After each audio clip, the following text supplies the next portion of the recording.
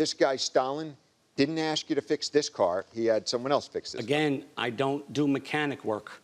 I do body work. This car didn't need body work. If you looked in the pictures, there was no damage on it, nothing. I fixed other cars for him.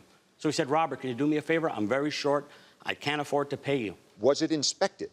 I don't know. I believe so. Did it have any inspection on it? No. Did you inquire why it didn't have any inspection on it? No, I never did. I never did. He gave you the car. Yes, sir. Thanks. Hey, any problems with the car? Did you? I asked him, did it run and drive? He said, yeah, it run and drove. And it did. Any problems in the car which would prevent it from being inspected? Not at all. Not that I knew of. Not that I could have felt and drove. No, but you didn't even ask him that question.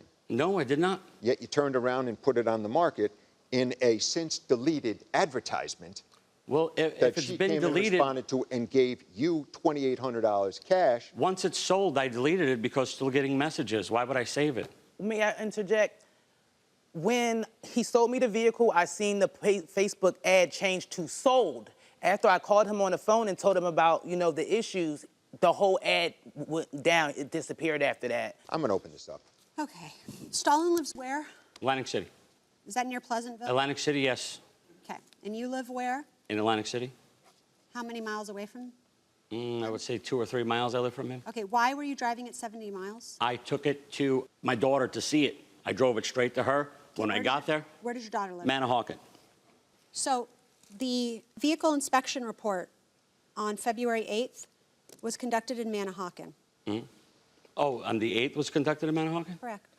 Why would Stalin drive 70 miles to Manahawkin to have the vehicle inspected? I have no idea.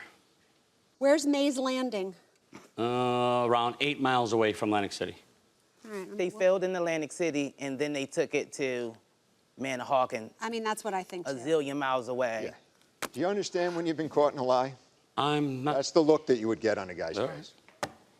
You're also suing Ms. Whitland for the car rental and lost wages. Absolutely. I almost forgot about that, guys. Yes. Tell me about that. So after I purchased the vehicle and it was a bust, I couldn't get back and forth to work, and I had to rent a vehicle.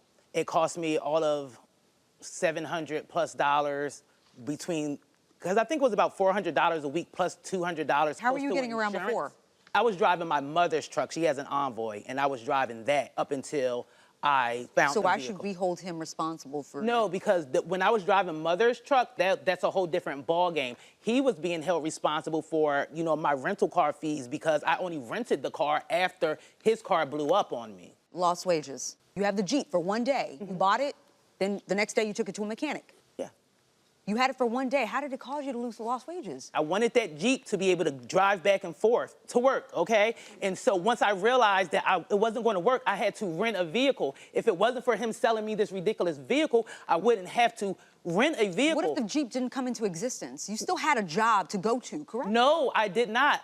I'm telling you, the new job that I started in the school district happened after. You had the Jeep for one day. It was coincidentally the same day that you accepted this job? No, see, what you're not understanding. I'm not understanding. See, when you are a paraprofessional or a substitute teacher, you have offers that you can accept or not accept. So I had to wait for my certification to come through, and through this portal, all the jobs are available, and they say, this job is for 10 days, this job is for 6 days. I accepted a job for 5 days and then 10 days and 6 days. I had my rental car then, but it got out of hand. The costs were way too much for the rental car. I would have never been in a position to have to rent a vehicle to get back and forth to work if it wasn't for this man selling me this vehicle. All right. I've heard enough. All right. The parties are excused while we deliberate in this matter. Thank you both. We have come to a unanimous verdict. Mr. Dimitro, we didn't find your testimony to be credible.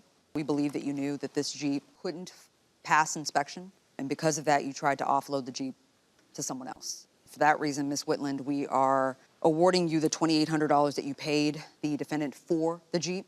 Correct. As far as the car rental claims and the lost wages, we just didn't find a causal connection between this situation and your losses. So for that reason, we're just going to award you the $2,800, and that is the verdict of the court.